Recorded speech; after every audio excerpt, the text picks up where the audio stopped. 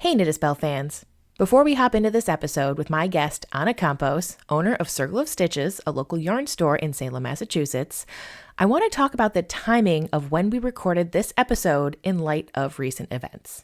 This episode was filmed 3 weeks ago.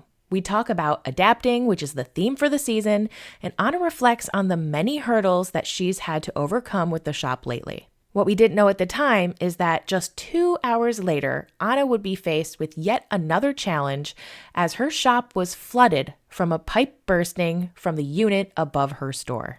As you'll soon hear, this means undoing all of the work that was just recently completed after having to move the shop to their new location. The road to recovery for this local yarn store will be a long one, and currently they don't have a reopen date. For now, they're hosting a pop-up shop at Anna's Toil and Trouble dye studio, located close by, while they replace floors, walls, etc. again from extensive water damage. Many of us aren't lucky enough to have a local yarn store, and Circle of Stitches offers not only an amazing variety of products, but also a safe space for the community to gather. If you're able, please consider supporting the shop in their time of need by placing an online order or by donating directly to their GoFundMe. All the details will be in the description. Thank you in advance for your support or any support that you've offered already, and I hope you enjoy this inspiring episode with a bit of foreshadowing with Anna, who has so much wonderful advice in this episode for us all to reflect on. Merry make! Welcome back to Knit a Spell. I'm your host, Katie Rempe, and today we are welcoming back friend of the show, Anna Campos. Yay! Light from Lantern presents Knit a Spell. I'm your host, Katie Rempe, designer, knit witch, and your companion in this magical making podcast. Together, let's explore the enchanted world where knitting meets the magic of the craft.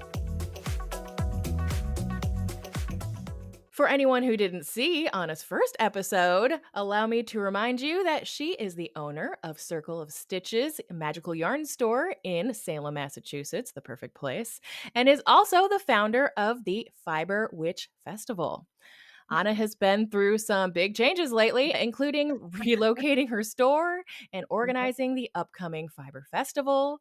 And so we're going to talk all about what it takes to adapt in your business and creativity and how the festival has grown and what's in store for her this year. So let's get into it. Okay, first off, and I probably should know why you chose to relocate the store, but a lot of people probably don't know. So tell us the journey of what I imagine was definitely not a stressful thing at all. Well, so, this is one of those sort of behind the scenes things that you're like, how much do you sort of expose the ugly behind the scenes side? Honestly, we didn't have a choice. After 10 years in our location, our landlord chose to give our space to someone else. We're still with a landlord just one block over. We were not able to find anything else in Salem. And so unfortunately, the move was under duress. So we're a block over from where we used to be, and we're in a slightly bigger space, which is great. So this is definitely make the best of it kind of situation, speaking of adaptability. Yeah. Anything else that have had creative opportunities present themselves? We'll say in a nice way. Yeah, I mean, again, it wasn't planned. And so there was definitely a lot of panic. And there's a lot of costs that folks might not be aware of, when you're renting commercial space as opposed to residential.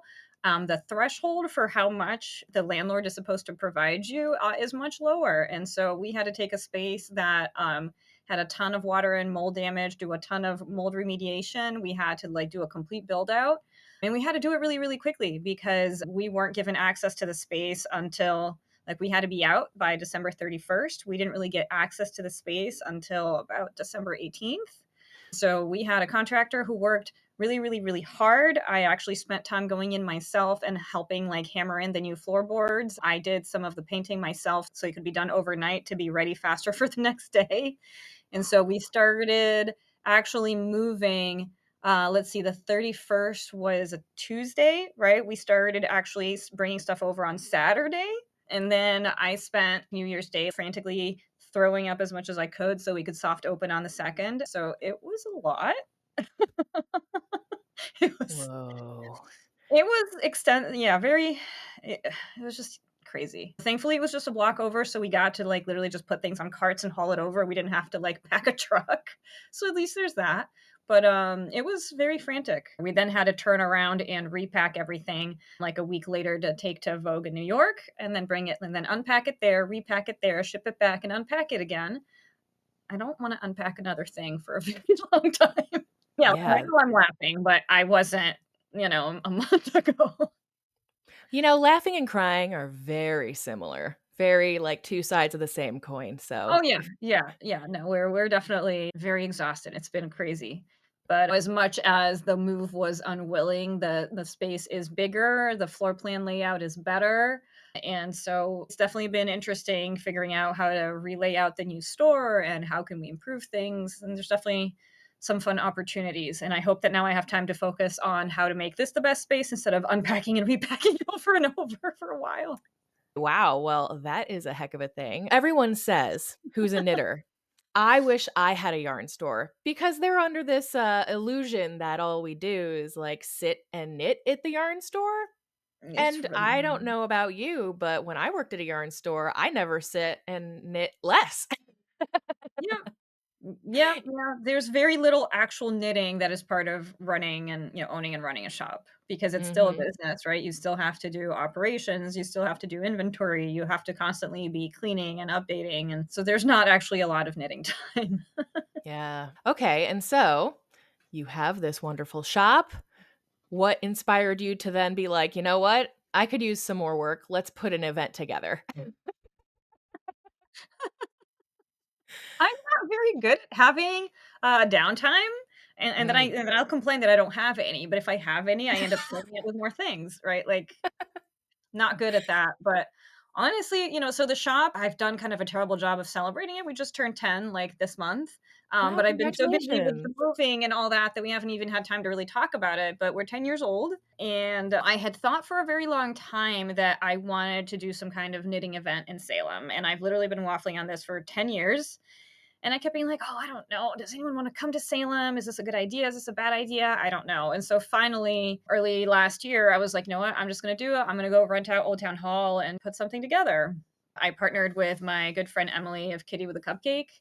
She lives in Kentucky, does not live anywhere near here, but she's had some experience working on the back end of craft fairs before, and we just work well together. And so she became my co organizer, and it was crazy. We put together this one day market, and then people were excited about coming to Salem. So we put together some, like, a couple walking tours, something like that. And then it was crazy. We had over 1,500 people show up to this one day. It was insane. The first year for one day, Yeah. 1,500 people? Yeah. It was crazy. Wow. It Well, was there's crazy. the answer to your question. People do want it, and they do wanna go Oh, to I guess Salem. they do. I guess they do wanna come here, and so that's been super fun. Yeah, people were asking, like, "Do you have hotel room blocks?" I'm like, "No, I was not expecting this." Tickets were free, but we put them up on the website just so we could start having an idea of what sort of turnout to expect, and people were signing up from all over the place, like, all over the country. People came from Seattle, Texas, California, people came from Canada, someone came from Germany, like, just bonkers. Wow, that is so impressive. And so, was last year the first year? Mhm. It Wow, was. okay. So Yep. from last year, 1 day, now this year, it's 3 days, is that right? So we have 2-day market, right? So last year what we did is we had like a little opening party on Friday night, and then the market was all day Saturday, and Sunday we had a couple of workshops, and we had some workshops that ran on Saturday as well. So for this year, we're going to have our opening party on Friday. The market is going to be Saturday and Sunday. We have our coronation ball at Hotel Salem on Saturday night. We rented out the Salem trolley so that people can have like a private tour that they can knit while the trolley goes around town, which will Great be fun. idea. People are really excited about that, and yeah, and we'll see, how it keeps evolving. That is so impressive. What has been the most surprising aspect of organizing this festival other than the huge turnout? I was saying the number of people that showed up, I was thinking, "Oh, if a few hundred people show up, like a couple hundred, I'll be so happy." And then, like, as we're still setting up, the line starts forming, and then we see the line forming and forming. And if you know Salem at all, Old Town Hall, is on the pedestrian mall, but it's down this side street. So then we see the line start to fill up the side street and then, like, go around down Essex Street. I'm still mind blown. It was to the point where, like, locals started coming to the door being like, "What are you guys doing in there?" And we had to What are we reroute the missing? line. Yeah, like, we had to reroute the line to wrap around Derby Square so that people weren't, like, standing in front of all the other businesses as they were waiting in line. It was crazy. Just Wow. Oh my crazy. goodness. So that was really surprising, but, we came into this as people who vend, right? So we didn't come at it from a background of being event organizers, but rather craft fair participants, and we got really, really amazingly positive feedback from our vendors as far as, like, how attentive we were to what they needed, and I found that pretty surprising. It was great. I guess one of the things that really surprised me is that we pulled it off and that it all went really well, and at the end, we were really happy, and no one had any major complaints, like, What more could you ask for? right? I'm still so impressed, and I'm not surprised that you are meticulous in anticipating potential needs because, like you said, you were a vendor yourself, so you Yeah. have, like, the man on the scene reflections on what you might want, and it turns out that's what a lot of other people would want too, since we're all kind of in the same industry or adjacent to it anyway. How Yeah. has it been working with a partner? Working with Emily has been great. I will admit that I am not the greatest at working with other people necessarily, and that's why, I work for myself. I like having a lot of autonomy, in how I run things, but Emily and I complement each other very well. It feels like a really positive working relationship. I love it. She's great. Well, we're gonna have Emily on an episode probably right Mhm. after this episode, so I'm excited to hear her Yeah, and I was feedback on meeting all with of this her too. just a couple hours before this, so Oh, that's so funny. The world is so small, especially in the fiber arts industry, don't you think? yeah. As things have evolved, what have you found between owning the business and now having the festival? What's been a big lesson in terms of flexibility when running both events, especially simultaneously? They always say expect the unexpected. It's so, so true. You have to be willing to let go of whatever vision you had because things are going to change in the moment, like no matter what, right? Like there were a couple more things that we had hoped to do for the festival this first year that when it came down to it, we just didn't have the time. Measuring out and taping out the vendor booths actually took a lot longer than we expected. And so there were other things that we wanted to just do in terms of decor and this and that, and we just didn't have the time. And you have to be willing to just say, like, you know what? Like, here's like 100% of what I want. If I get 80% of it done, that's great. You have to sort of know where you can let some things go. And Mm. that can be really tough, but also finding good people to work with is really important, right? I can't do it all by myself. And so Emily's been a huge help, but also Annie, who's my shop manager. I'm able to kind of do these things outside of the shop because I have someone who really supports me at the shop and who I can trust to keep things running if I'm not there. So having a team that supports you in the way that you need makes a huge difference because there's no way I could do this if I had to be at the shop and at the festival. Like I know they're only 3 blocks apart, but I still can't be in both places. That makes a huge difference. And also, people who do the things that I don't necessarily do well, right? Having people that compliment you is really helpful as both Emily and Annie have skills that are different than mine. And so when we come together, we can make some pretty fun things happen. Trifecta. Yes. Right? Triple good time. Yes. What you described is very much like a magical concept too, as I'm sure you know, when you have like you're doing spell work or even just like knitting a pattern, someone else's pattern in general, if you have that like really rigid expectation on how it's going to turn out, it can tend to be more disappointing in the end instead of exciting, like finding the things you don't know about, like, or even better is out there. So if you're just concentrating on this one thing and then you Yeah. never even see over there was like another opportunity. Did anyone notice the 20% that wasn't in your ideal situation? No. No, right? Of Yeah, course not. Of course, people aren't coming in and go, "Oh, this is great. We wish we had this, but we didn't." Or you just don't tell people that part. right. Yes. It's a good opportunity for the next time. Yep. Yep. Yeah. And so, Yes. like this year, we went very bare bones the first year because you just don't know what the turnout's going to be, and you're just trying to like not lose money, right? And so this year we've rented Old Town Hall actually for an extra day so we can go in on Friday and do a lot of the prep Oh. work because we did everything like Saturday morning. It was a lot. It was a lot.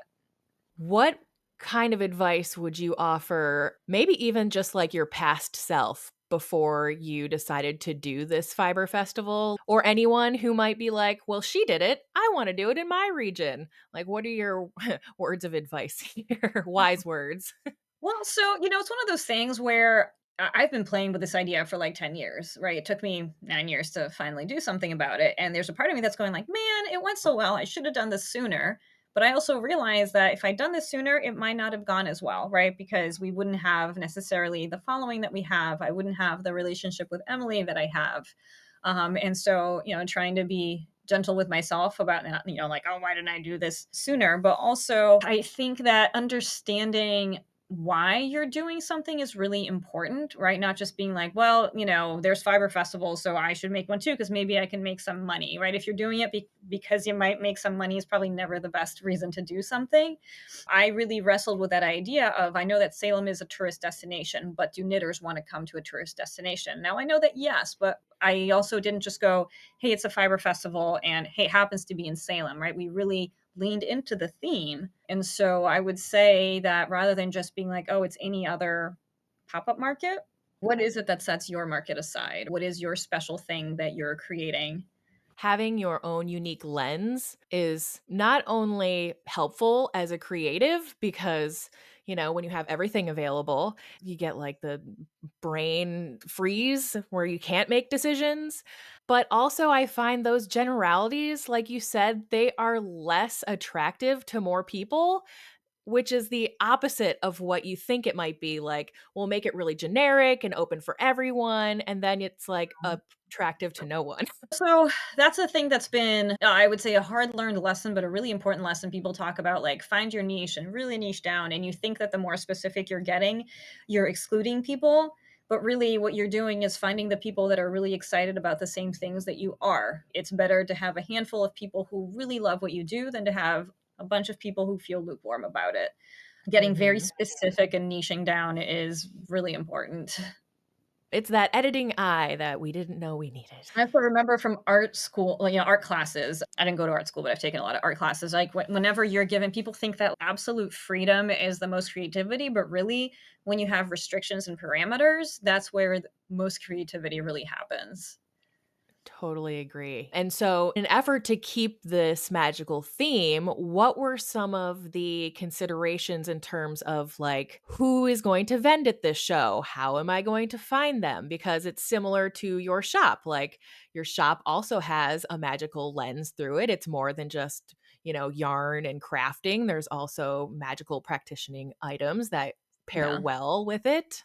Yeah, well, so, I try and always remember that our primary function is a yarn store, right? So, first and foremost, I want to make sure that I have a variety of fibers and that I'm covering all my bases in terms of weights and things that knitters might need, right? Knitters, crocheters, etc. Obviously, I can't carry every yarn in the world, right? But I am very deliberate about making sure that I have, things that I need in every weight, different fiber compositions, etc. Right? And so, primarily, like we have a good yarn offering, and then everything else is sort of, you know, the decorations and extra stuff around it. And then when it came to this festival, it's the Fiber Witch Festival, but it's not 100% yarn, right? We also have the witchy side. And so we were very deliberate about figuring out percentages. Like, this is how many vendors we can fit in here. That's where my architecture background came in handy. I got the floor plan. I drew it out. I was like, okay, this is how many people I can fit. I actually did a slightly different layout than a lot of the vendor markets there. I left more circulation. Like, we could technically fit more vendors in, but I think that the extra circulation is important so that people can actually enjoy the space. Right. And so once we did that and drew it out, then I went, okay, like percentages, it's going to be this percent yarn vendors, this percent sort of like occult vendors, like, candle makers, broom makers, et cetera. This percentage is knitting and craft adjacent. So project bag makers, notions makers, et cetera. So we came up with a percentage split. And then as we have looked at our applications, I mean, we were honestly pretty lucky. We had more applicants than spots we did for the first year. We definitely had way more applicants this year than spots. We have about a 30% acceptance rate. But we're really looking at how do their offerings fit our theme. And so if someone is a yarn dyer that has, like a huge following, but their theme like their style of dyeing has sort of like no witchy vibe at all. Someone who has a smaller following but a witchier vibe is going to get priority over that. So we really tried to curate, being like, okay, these are all dyers who have a little bit of a goth, witchy, moody vibe, or, you know, even if their colorways aren't moody or whatever, like there's still an element to it that fits our branding. So we're definitely very specific about that. And for this year, we tried this out for this year. We came up with a theme for the festival. And so a lot of our vendors are working on custom products around the theme. And so you're going to get things that you can really only get at the event. Oh, exclusivity. Yes. No, I know. Are you coming? You need to come. I really was wanting to come this year, but then I had my big cross country move, and I'm like, maybe it's next year that I go. So I don't think I'm probably going to make it this year, unfortunately, but it is 100% at the very top of my list on things I definitely want to attend because, like you said, it's right in the wheelhouse. And how many amazing live interviews could I do while I was there? I mean, it's just like I could do the whole season Oh over god. the weekend. So, That's true. That's true. yeah, so that is something that I do plan to do, but unfortunately, probably not until next year. It's okay. I'll talk you into it when we get off this video, and we'll figure it out. Yeah. Okay, fair. I saw you guys also have hours where it's like masking, and Mhm. some hours are a pay ticket, some hours are a free ticket, depending on what your accessibility is. So it seems like you're really setting people up for success. What was part of the thinking behind that? Well, so the first year we didn't charge admission at all because we just didn't know what to expect and we wanted as many people to show up as possible, right? And then unfortunately there is always the part where the business has to meet the creative dream. And so this year we are charging admission because Emily and I spent the entire year planning this thing. We Mm. literally have a weekly meeting every week except for like when we're, away on a work trip, like we plan this for a very, very long time. And also, last year we collected donations at the door. We were able to donate $1,400 cash to a local charity, which was awesome, right? But we're trying to balance, compensating not just ourselves but the people who are working for us during this event with making sure that everyone can get there. And so, the peak hours we're charging for tickets, and it's tiered down from there. So, if you really are like, I need to get there early, I want to get like first pick at everything, it's a $20 entry fee. And so it's staggered from 20 to 10. And then the last 2 hours of both days are free. You can just walk in because, we want everyone to be able to participate. And it's trying to figure out how do we balance, unfortunately, the realities of capitalism with, accessibility as much as we can. But it's still a very, I think, reasonably priced ticket. I mean, $20 is still a I really think good so. bargain. Especially considering what I'm gonna drop, like, 200 on all the yarn and stuff, so, if you kinda consider it as, like, part of your experience and part of something that you're purchasing to support the thing you like, then it's, Right, and I it's mean, we have to pay, to rent out the space. Old Town Hall is going through a massive renovation project, and oh. so the money goes back to, helping the city of Salem keep things maintained as well as helping us, continue existing. Well, and that helps everyone. Like you said, it's your community. You want it to survive and thrive. And Right. so, making it currency is called currency for a reason. You got to let it flow and help everyone. So that's a really good way to do it without it being like, just about the money. It just Yeah. also happens to be you need a little bit of money. Yeah, unfortunately, living is not free yet. With all that you have going on, shops and vending, not just locally, but abroad, what are some of your favorite ways to recharge creatively when you're juggling so many responsibilities? Well, I mean, first I scream into a pillow a few times, and Love that. Yes. sometimes they're just overwhelmed, you're just like, "Ah!" And I'm not gonna pretend that doesn't happen. That does happen. I had a disagreement with my curtain before this, and there might have been some screaming. But, honestly, for me, knitting, even though I knit for work, it's still something that brings me so much joy. And so, when you knit for work, because, I also design, I'm constantly knitting samples. I rarely get to knit something that's just for the pleasure of knitting it. That's just for me, right? That doesn't have to like sell yarn. Like I rarely get to knit with yarn that I don't sell in my shop. And so, when I have time, like I want to knit a little secret project that isn't necessarily with yarn from the shop. That's just for me. That doesn't have to like make money, doesn't have to do anything. Like that still brings me a lot of joy. I still enjoy sketching, painting. I don't have a ton of time for it, but I still have things that are creative that are not monetized, and I think that that's really important. I feel that so hard. I remember when I worked at a yarn store before I really started designing, we had in a designer who was knitting one of her own designs while she was there, of course. And I Mhm. was like, when do you knit other stuff? And she's like, why would I knit other stuff? Like, this is my business. This is how I'm making the money and, what's keeping me going. And I was just like, oh, right. Like, duh. And, now that I've leaned into that, like, that's always on my mind now. Even the things that I'm like, okay, I'm only going to knit this. I don't even know what it is. I'm just going to cast something on because I need something to take my mind off the fact that there's a hurricane blowing down my door. Even then, I'm like, you know what? This turned out so well. I think it has to become a pattern. So it's like I can't stop myself. So, Right? I know, right? Because it just kinda starts going. Yeah, funny enough, so I have, a reel on my Instagram. My partner, Mike, who puts up with all my craziness, his family is on the West Coast, and his sister had her first baby, and so she's like, "Alright, will you knit something for the baby for Christmas?" And he's like, "Will you make, like, a little sweater or something?" And then I thought about it, and I'm like, "No, I don't wanna make something he's gonna grow out of. I wanna make something that maybe he's gonna love for a long time." And so I used Susan B. Anderson's Good Bear pattern, made him, like, little outfits and everything. It was very cute. And then, of course, I had that moment of like, ugh, like, I guess I have to try and do some sort of like content creation with it. And so, literally, before stuffing it in the box and shipping it off, I just had my overhead thing and I just did a quick video of me dressing this bear. So that got posted in December. That thing is still getting views. It is my most viewed reel of all time. As of this morning, it's up to 114,000 views. And it was like the least effort and like not something that I'd thought about from a business perspective at all. So now I'm like, how do I do that on purpose? you just never know, and it's the least things you don't think about. You put 1 second worth of time in versus the other thing that you were so intentional about. You made 8 different samples, like, had other people's opinion. Oh, that's a universal joke, right? It really is. I'm like, okay, like this had nothing to do with the shop. It was just a quick thing. I wasn't even gonna make any content, but then I was like, I just should, right? Because I spent the time knitting it. And now it's literally my most viewed thing ever by a Well, very massive margin. Yeah, this bear thing honestly blows my mind. Every day I like check on it and I'm just like, what the like it's just like I'm not even paying attention anymore. It's just like in the background, like accruing views and comments. here's another reflection. I have found recently that knitted items and craft items that aren't necessarily garments or wearable items that are like bears, that therapy chicken, right? Oh Um, yeah, the emotional support chicken. Yeah. yep.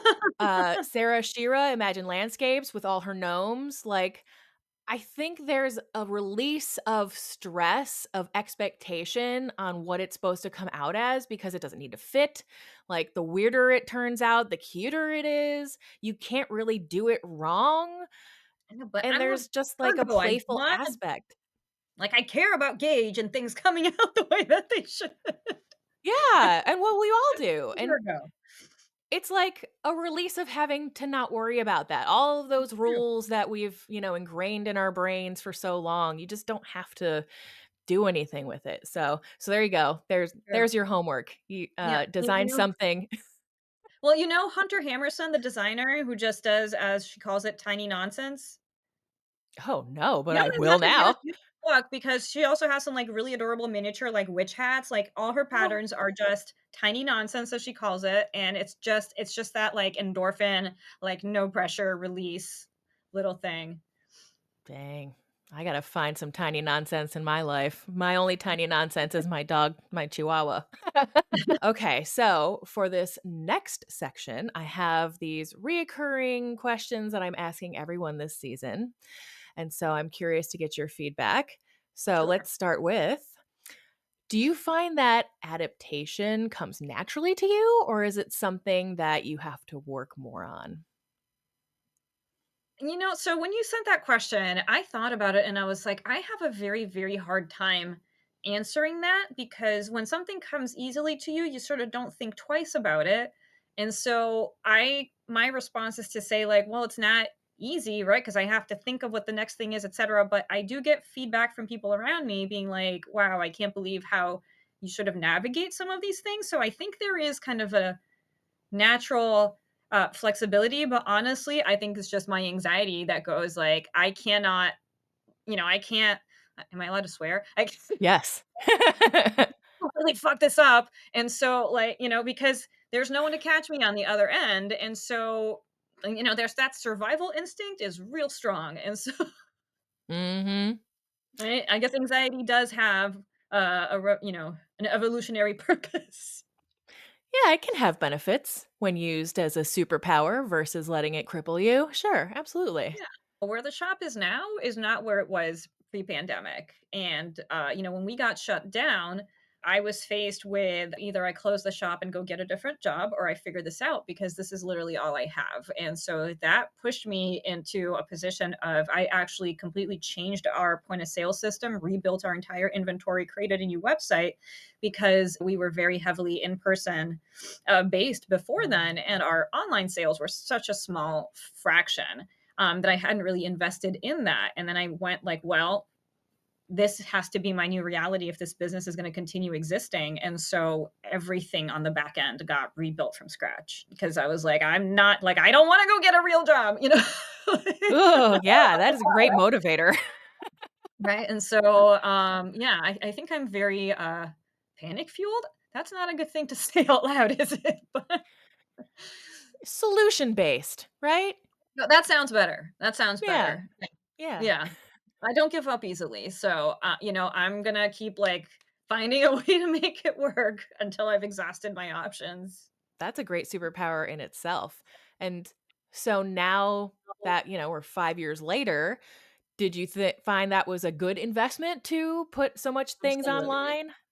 Absolutely. Right. I mean, I don't think we would have had people come from all over the country for our festival if we hadn't invested so much in growing our online side. Right. And to Mm. this day, right, we started a virtual knit night on Zoom in 2020 because, no one could go anywhere. And it's still going because when everything started reopening, I was like, "Oh, well, should we stop doing the online knit night?" And everyone's like, "No." We still need you, right? Because we have people from other states that sign on. I don't want to attract any more stress in my life from the universe. I don't want to like give the universe any ideas, but I definitely find that when I'm kind of backed into a corner, that's sort of when some of the best work happens. But again, I don't need any more corners to get backed into. Like I'm good. Right. That is not a challenge. She could use a break, like a lottery ticket or something, allow the creativity to grow even more to other people in different ways. Yeah, I should start playing the lottery. I'm always disappointed that I don't win, but I never play it, so I don't know what I'm expecting? You know that old joke? Like, the guy who's always praying to God about winning the lottery, and then, like, after he's done it 100 times, God says to him, "Well, okay, meet me halfway, buy a ticket." Right? Hello. It's very Well, that. that's actually a lesson that I learned also from, I'm sure you know who Lori Cabot is in Salem, right? Oh, yeah, mhm. And so, many, many years ago in a different lifetime, I actually worked for Lori for a while. But one of the things that she would talk about is like, you know what, it doesn't matter how many intentions you set, how many spells you cast, like you need to do your part. And the example that she used is like so many people who I want to be an actor or an actress. It's like, okay, well, you can't keep living in Wyoming. You need to move to like LA or New York, right? Like, and so, you have to do your part. Are there any specific tools or rituals or techniques that help you stay flexible when challenges like these arise? I do consider knitting to be part of my magical tools, right? Because our goal is to trigger, an alpha brain state. I'm going to get a little nerdy now, right? But for the folks who Please don't do. know, when you're fully alert and awake, your brain waves are moving at a certain frequency, and it's called a beta state. And when you start daydreaming or when you meditate, your brainwaves will actually slow down and they go into an alpha state, and that's where you're considered to be your most creative, but also your most intuitive and you're most open to information from the outside. And studies have shown over and over that repetitive motion trigger an alpha state, right? Which knitting is. A lot of the things that you see in ritual, like dim lighting, chanting, those things all will slow down your brainwaves. And so when you knit, you're getting that same thing. It really helps me kind of tune into that. But also, I'm a big fan of crystals. And so I love to tuck crystals into my undergarments when I'm feeling like I need a little extra support. And then I forget. And at the end of the day, random things fall out of my outfit. But You go to hug someone and they're like, "Oh, girl, you gotta get that checked." And you're like, "No, no, no, it's a crystal. It's cool. Don't It's worry." cool. Right, yeah. Those definitely help me feel like I'm getting a little boost when I need it, right? Because I can have them right up against my skin. But I will admit these days I am not very great at more elaborate rituals, right? And I think that that's the thing that happens with every sort of witchcraft practitioner. Everything becomes more shorthand. Grounding for me is always very important. Taking a moment to do a grounding meditation, just try and kind of offload some of that excess stuff. And then also just screaming into the void always is a good release. Yes, release that energy. I once heard that swearing when you, like, stub your toe or something actually will make you feel better faster than holding it in, so just let it go. Okay, I'd like to hear that. Yeah. Yeah. Is there a time when an unexpected change in your project led to a better outcome than originally planned? Well, I mean, ultimately, even though the shop move did not happen the way we hoped, I still think it's for the better. The new space, now that we've really put some work into it, is really nice, and we're really excited about it. And I definitely think that would be the biggest project that I've had with an unexpected speed bump. What way do you think, adapting, intuition actually work together? I guess I would say a lot, right? Because a lot of what I do I am kind of doing intuitively, right? I don't have a business degree, right? I didn't go to business school. And so all the experience that I have is learned, in the field. I feel like I do have pretty good intuition as far as like, what are things that people in my niche are going to be excited about, and I've learned to lean into that. I've had good luck in terms of being like, okay, here's a thing that I'm excited about, and I'm just going to put it out there and see how people respond. And it's gone pretty well for me. So I do think that I have a good intuition in that sense. Do you think you've always had this sense of intuition with you, or is that something that's sort of come with age and life? I think it's always been there to some extent. What has changed more is my trust in it. Mm. I also question myself though, because for a while there I was obsessed with the Malabrigo color Frank Ochre, right? And I started making stuff in it. And then suddenly that color became very popular, started showing up everywhere. Like we went to Rhinebeck and there was sweaters in it all over the place. And so I'm like, okay, am I just kind of part of the zeitgeist and I'm liking things that like everyone likes, it's becoming trendy? Am I actually seeing it a little bit first? I don't know, but if I think about it too hard, so I'm just trying to go with it. Like whether it's something where I'm just a reflection of this time that I'm part of, right? And it's coming out, or if I'm seeing something a little sooner, I don't know, but trying to lean into it. To wrap this up, here's the last question. What advice would you give someone who's struggling with change or feeling stuck in their creative practice? I wish that I had something helpful to say other than sorry, you just have to jump into it. I mean, I guess I would say that resisting the change just makes it harder for you because the change is coming no matter what, right? And yeah, so let's make this about tarot, right? Let's talk about the Wheel of Fortune card. There is a tarot reader and teacher called Lindsay Mack who teaches amazing, beautiful classes. And when she talks about the Wheel of Fortune card, she talks about, it's big movements that you really have no control over, but what you get to choose is how you sit on that wheel as it turns, right? If this disc is turning, if you're in the center, you can find your center and sort of be centered as things move around you. If you choose to run out to the edge, you're going to get whipped around. And so you can't control whether or not things are changing, but you can control how you're going to participate in that change. And that makes a really big difference. Oh, yes. Your reaction is the only thing you can help. Yeah. Not saying I always react well, but Being able to be present enough to not have that reactionary response all the time. and with the creativity piece, I find that getting out of my element always helps, and that can even be in small ways. Like I remember a few years ago I was really stuck on like I had to come up with a shawl design. I had a deadline. I was really struggling with it, and I picked my yarn, but I sort of didn't know what to do with it. And so I literally took the yarn for a walk with me, and I walked around town and I put the yarn different places and like took photos of it, and it just kind of helped me start to look at it from a different perspective. And so I find that sometimes just doing things that seem really ridiculous, but at least are out of my element really help. I love that, taking the yarn out for a walk. Put it in its little leash bag and see where it'll go. Well, I feel like going outdoors always helps, and so I was like, "I'm just gonna take it with me and see if, inspiration hits," and it helped. There you go. Success story. Thank you so much for taking time in your busy time to share your journey. Can you please remind folks where they can follow Circle of Stitches and find out all the details about possibly attending the Fiber Witch Festival for themselves? I'm Anna Campos, and my shop is Circle of Stitches in Salem, Massachusetts. You can find us online at circleofstitches.com and on Instagram at Circle Stitches without the of. Long story. And we're also on Blue Sky Social as Circle of Stitches. And the Fiber Witch Festival has all its independent social media. So fiberwitchfestival.com has information on the festival. We do have hotel room blocks around town with discounted rates for folks who are coming in. You can follow us on Instagram and Blue Sky at Fiber Witch Festival. And of course, I do have to mention my hand-dyed yarn, Toil and Trouble, which you can also find at toil-and-trouble.com and on Instagram at Toil Trouble without the and. And I'll be sure to link everything in the description so it's super easy for you to browse and maybe even attend the festival, add to your stash, visit Anna in person, all that fun stuff.